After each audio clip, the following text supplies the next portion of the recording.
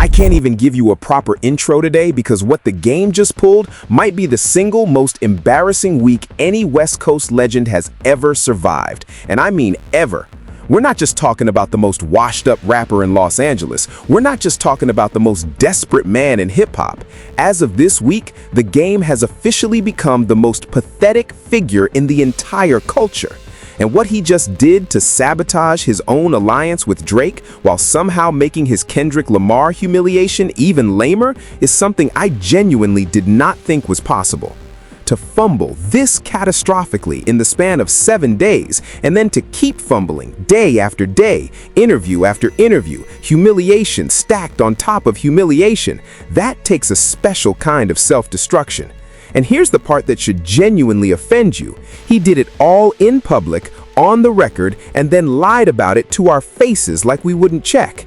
So listen, I'm gonna need the support today, because the fact that this is even a real story, coming from the same man who once gave us the documentary, a certified classic, is honestly surreal. Smash that like button, subscribe, and hype this video up, because what you're about to hear is a masterclass in how to burn a Hall of Fame legacy to the ground with your own 2 hands. Let's get into it. So here's where this whole meltdown begins. In the middle of this bizarre little press run the game has been on, and I say bizarre because I honestly can't tell you what era of his career any of this is even supposed to be serving, he sat down for a major interview on his home turf, 92.3 in Los Angeles, on the Cruise Show. Home radio, friendly room, the safest possible environment for a West Coast veteran. And instead of using that room to rebuild, the game used it to detonate. Because when Cruz asked him the hard-hitting questions, the game didn't dodge, he didn't deflect, he lied, blatantly, shamelessly, on the record. Exhibit A.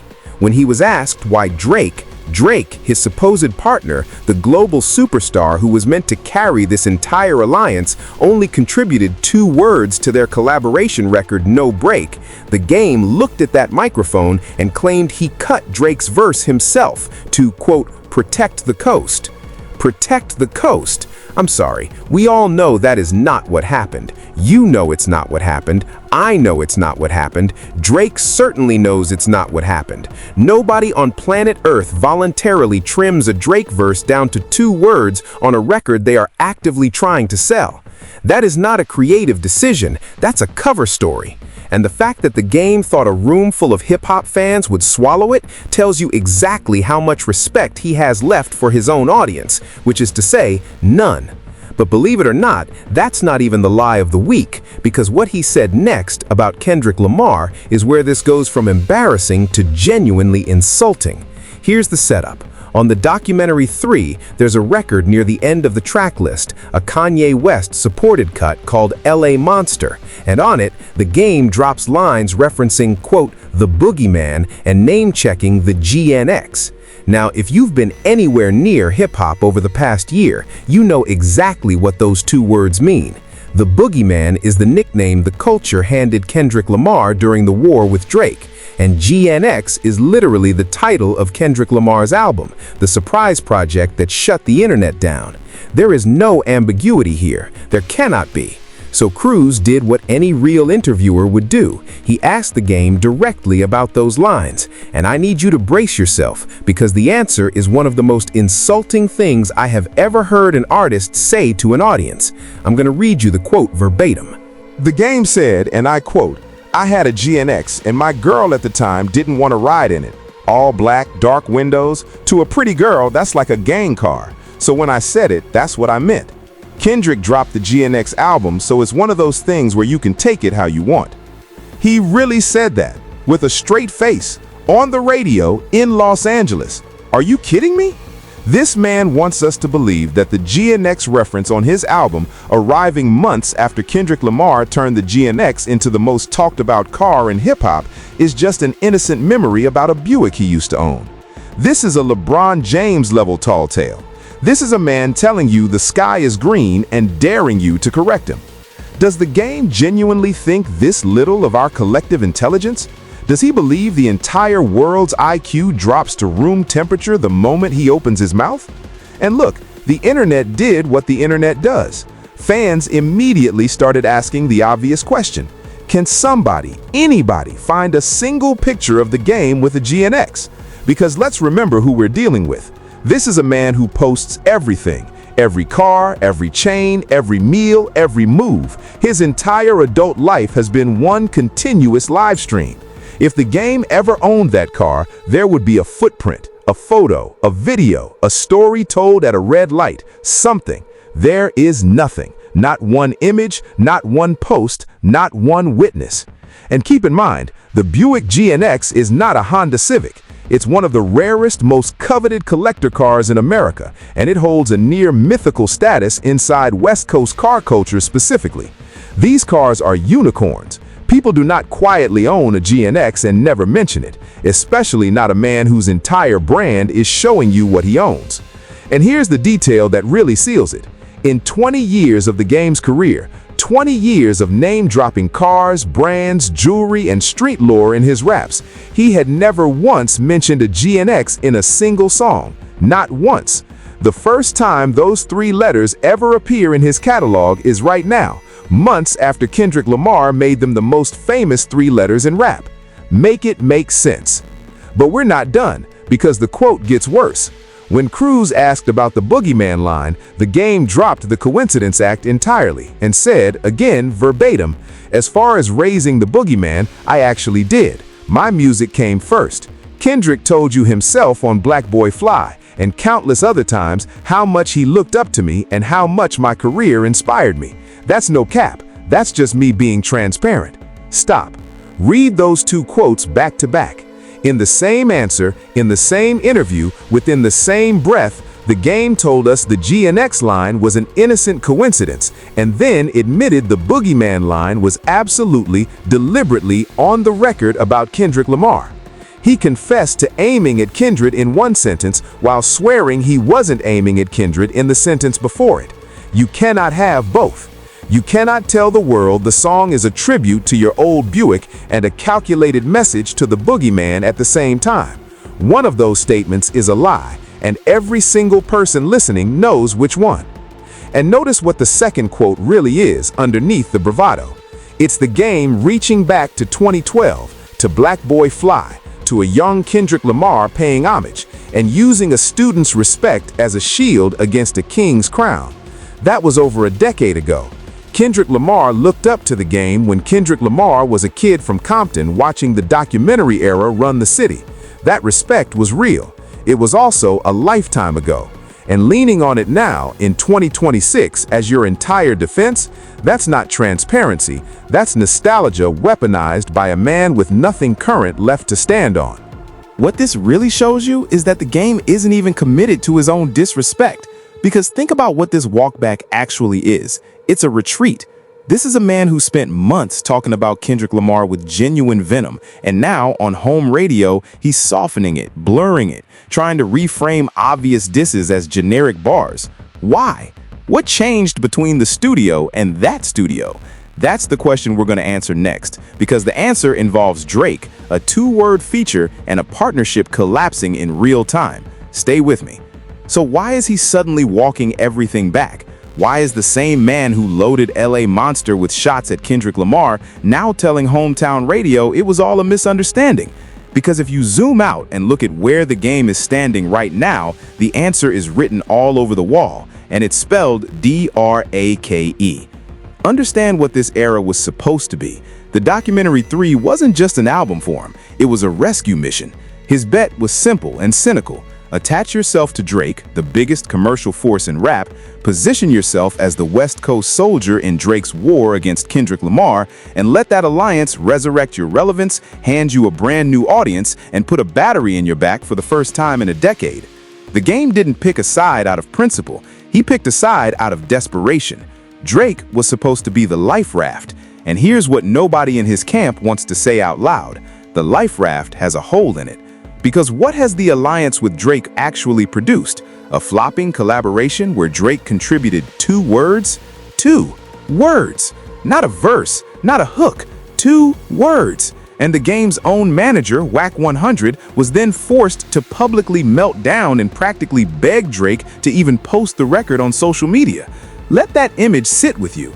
The manager of a self-proclaimed West Coast king on his hands and knees online screaming at a global superstar to please acknowledge their song. That's not a partnership. That's a hostage situation. And now you see it, right? The game sees the writing on the wall. The great Drake alliance, the one that was going to save his career, has turned out to be a venture with no return. Drake got what Drake wanted, which was a West Coast chess piece during his lowest year, and the game got 2 words and a manager's public tantrum. So of course the tone toward Kendrick Lamar is changing. Of course the GNX bars are suddenly about a Buick. When your war general abandons you on the battlefield, you start unshooting the bullets.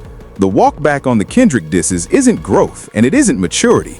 It's a man trying to quietly lower the temperature on a beef he can no longer afford to be in, because the only ally he had left already left. But wait, because this is the part that should genuinely anger every hip-hop fan watching, and I mean that. This is where the game goes from a sad story to an insult to all of us. Because while he's sitting on Los Angeles radio telling crews that the GNX line is just a cute story about a Buick, what's he doing everywhere else? The exact opposite. When fellow YouTuber Knox Hill dropped a breakdown of LA Monster, carefully peeling back the layers of the record, explaining exactly how and why it reads as a Kendrick Lamar diss, laying out the signals and the warning shots embedded in the writing, the game didn't correct him. He didn't say, "You've got it wrong, Knox, it's about a Buick." No. The game jumped into the comments and co-signed it. He stamped the disinterpretation for the entire internet to see, in a space where the short-form crowd and the Drake loyalists would eat it up. So which is it, game? On global social media, where the cloud is, yes, it's a diss, look at my layers. On local LA radio, where Kendrick Lamar is a living folk hero, no, it's just my old car. This man is running 2 contradictory stories on 2 different stages at the same time and betting that the 2 audiences never compare notes. And that right there is the most disrespectful thing I've ever seen from a rapper of his stature. Not the diss itself. Hip-hop is built on disses. The disrespect is the assumption that we're too stupid to notice he's saying 2 opposite things depending on the room he's standing in.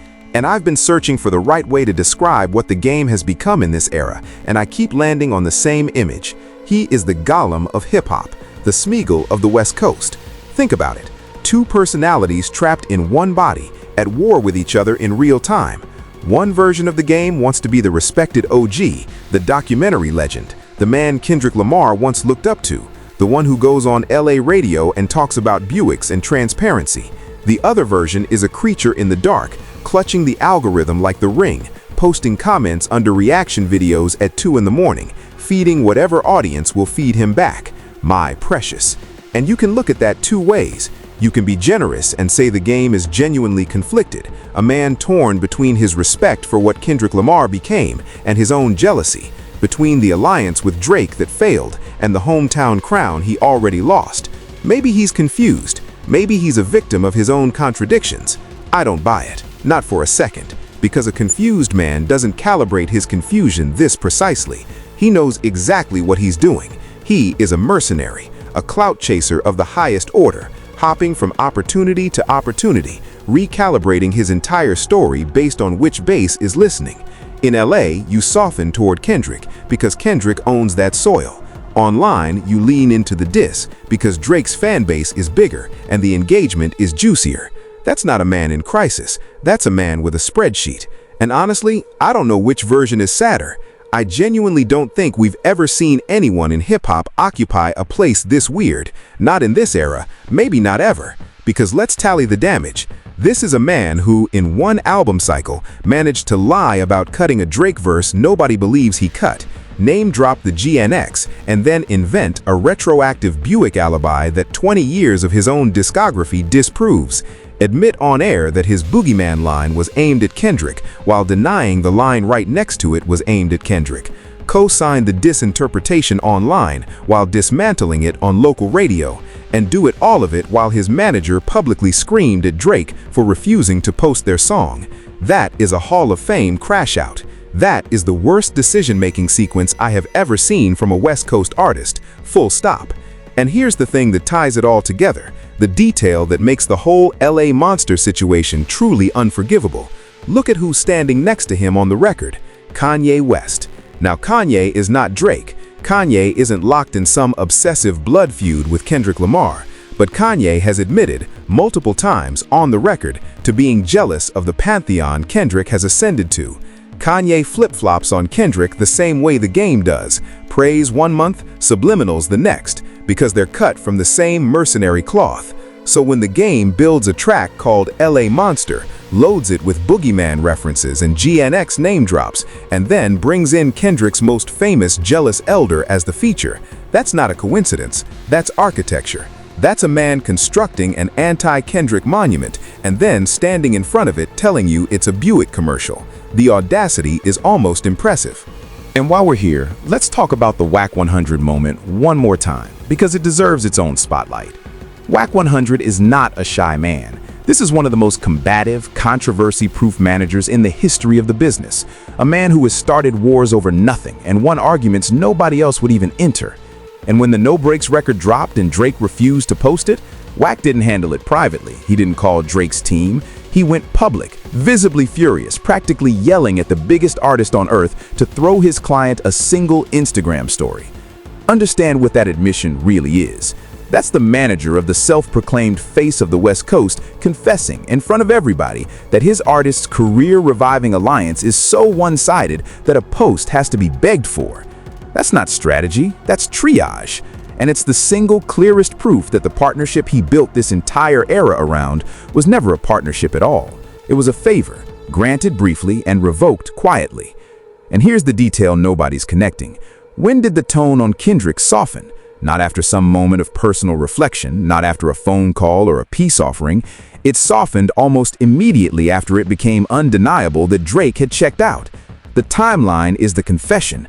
The month the Drake lifeline went cold is the month the GNX bars suddenly became a Buick story. That's not a man finding peace, that's a man recalculating. Because going to war with Kendrick Lamar only made sense when there was a Drake-sized army behind him. Alone, he's just a 40-something legend taking unprovoked shots at the king of his own city with no shield, no feature, and no exit plan. I also keep thinking about the sheer historical weight of the lie itself. Because context matters here. Rappers embellish, we know this. Half of the genre's mythology is built on exaggeration, and honestly, that's part of the art form. But there is a canyon-sized difference between embellishing a street story from 1997 and inventing a verifiable, searchable, physical possession in the age of Google. This is a man whose every purchase has been documented since 2004, telling an audience with smartphones that he owned one of the rarest American cars ever built, and that this just happens to explain why he said GNX on a song clearly aimed at the man who titled an album GNX. The disrespect isn't the lie. Everybody lies. The disrespect is how cheap the lie is. He didn't even give us a good one. He gave us a lie you can disprove in 40 seconds, delivered with the confidence of a man who truly believes you won't spend those 40 seconds. That's the part I can't get past. And judging by the comments across every platform this week, neither can anybody else. So where does this end? Let me tell you exactly what's coming, because you can set your watch to it. The documentary 3 is out, the conversation is peaking, and over the next coming weeks, we're gonna watch the full reception play out. And here's my prediction, write it down.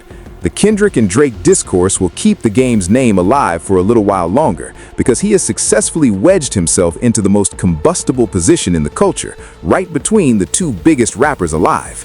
But it will not translate, not into sales, not into streams, not into legacy, because beyond the controversy, the album itself is mediocre. And I say that with no pleasure. The game's rapping ability is still intact. The man can still put bars together. That was never the problem. But the record is padded with nothing burger songs, tracks that exist purely to fill a track list, and the culture can smell that instantly. Controversy gets you a first week. It has never, ever gotten anyone a second one. I'll go further. I'd be stunned if the documentary 3 survives more than 5 weeks on the Billboard chart. 5, max.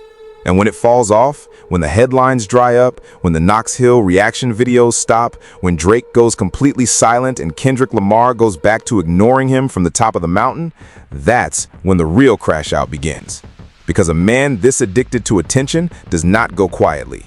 When the numbers come back and confirm that the Drake alliance bought him nothing and the Kendrick disses bought him nothing, we are going to witness a bigger, weirder, infinitely more embarrassing meltdown than anything we've seen so far. The Gollum Act is going to look restrained. And I want you to sit with what this whole saga really proves, because it's bigger than the game. This is what happens when you're the best rapper alive, which is what Kendrick Lamar is, and you don't even have to respond. Kendrick never mentioned the game. Kendrick never acknowledged the Boogeyman line, the GNX bar, the album, any of it. He just kept winning. And that silence, that total, regal indifference, did more damage to the game than any diss track ever could. The game was already in the Hall of Fame conversation. The documentary is a classic forever. And somehow, out of pure jealousy, this man has talked his own legacy out of the room. Kendrick didn't ruin the game's career. The game ruined the game's career, in Kendrick's shadow, because he couldn't stand that the kid from Black Boy Fly grew past him. There's a lesson in here for every artist watching, and it's the oldest one in the book. Age gracefully. The rap game evolves. New kings get crowned. Your job as a legend is to evolve with the culture and be genuinely happy for the ones who carry your city further than you could, because the alternative is exactly this. The alternative is lying about a Buick on hometown radio while your manager begs Drake for an Instagram post. And mark my words, the game hasn't hit rock bottom yet. He's on the verge, but the bottom is still below him. And when he hits it, believe me, every single one of us is gonna feel it, because this man has never suffered quietly in his life. So now I want to hear from you. Drop your take in the comments. Is the game genuinely conflicted, or is this the most calculated clout chase hip-hop has ever seen? Is the GNX story the worst rap lie of the decade, or does the Drake verse excuse somehow beat it? And does the documentary 3 even chart past week 5? Let me know. I read everything. And if you made it this far, you're the real ones, and I appreciate you more than you know. Hit the like, subscribe, and hype the video up. It genuinely makes a massive difference.